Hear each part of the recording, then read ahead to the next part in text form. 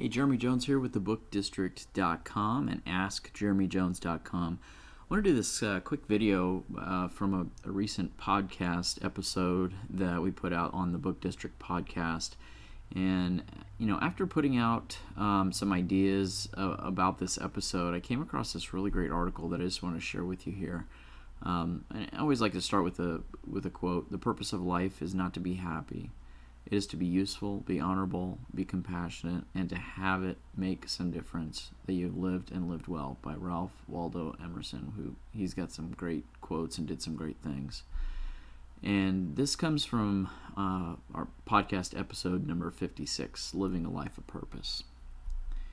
And this specific video here was inspired by an article on lifehack.org by David Locker. And it's 10 ways to live a more meaningful life. So the first one is to know what's important. In order to have your life be more meaningful, you've got to discover what's really the most important thing to you. I was with some people recently, and one of the questions that was posed is, how do you make a difficult decision? And how do you know whether you should go one direction or another, or make this tough decision and do this or do that? And one of the ideas that was posed was, if you only had 2 years to live, or if you only had 6 months to live, either one, what would your decision be? And that's how you discover what's most important. When you realize that there's urgency of time for the time that you have, you realize how to make that important decision. Number 2 is to pursue your passion. I really like this one because I used to be stuck in a job that I was totally sick of, totally dissatisfied, not feeling like I'm living out my purpose, not feeling fulfilled. And I was able, over a period of time, to start an online business, start a publishing company. I truly love what I do every single day. I mean, I get up early to do what I love, and I feel like I'm pursuing my passion. I still have a lot of things I want to accomplish. I feel like I'm just getting started, but pursue your passion. What is it that you're passionate about? And go after it. What can you wake up in the morning and get excited about doing? And start to make a change and go after that. Number 3 is discover your life's purpose. I went through a book with a group of guys, which I have right here on my desk, Living the Life You Are Meant to Live by Tom Patterson. We went through kind of a work study with a group of guys on discovering our life's purpose and what we're meant to do and meant to live. And it's a great book. But discover what your life purpose is, and then start to go after that.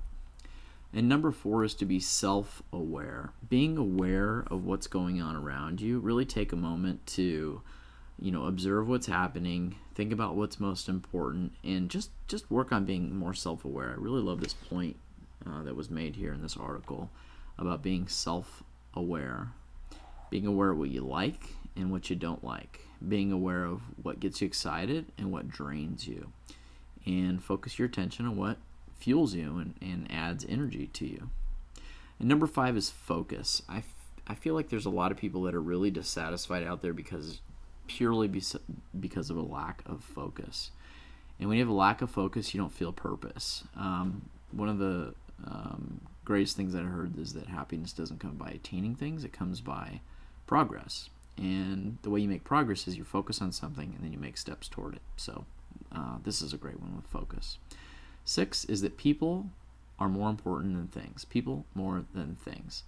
And again, going back to that point of how do you discover what's most important, you say, well, if I had 6 months to live, what would the decision be? And in most cases, it's spending more time with the people that are most important with you, not spending time with things or getting more things.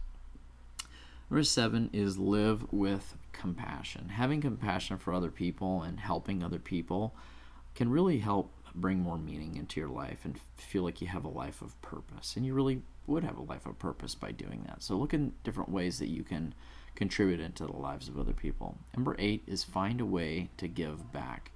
Now, I'm actually not necessarily a fan of the term give back because it sort of assumes that you've already taken something that you need to give back. And people that are successful, people automatically assume that they need to give back. So I'm not a big fan of this, but the whole idea is find a way that you can give and contribute to the lives of other people, which is a great point. Number 9 is to simplify your life. I'm watching a lot of these Netflix documentaries with my wife about having less, doing less, simplifying, essentialism. And it really does help feel like you're not carrying around so much baggage, that you have less on your mind, that your mind can be more clear. And think about ways that you can declutter your life, and it helps to declutter your mind, and you can have a more meaningful life. And then number 10 is to set daily goals. And again, going back to having a meaningful life is setting forth a purpose and goals, and attaining those goals and making progress toward those goals. When you set daily goals and you achieve those things, and even achieve small things, you feel progress. So those are the 10 things. I just thought they were so fantastic. I want to make a quick video for you here. Again, you go to thebookdistrict.com to hear more about ideas that make an impact. Thank you so much for this great article. I thought it was so fantastic. I wanted to share it here. You can go to lifehack.org to read the entire article. And there's other really great articles there as well. So you can go to thebookdistrict.com to subscribe and get ongoing updates. We'll update you whenever we have a new interview or content that we can share with you. Be sure you subscribe on iTunes, Stitcher, and RSS so you get the feeds. All right. So thank you so much for watching this, and we'll see you next time. Bye.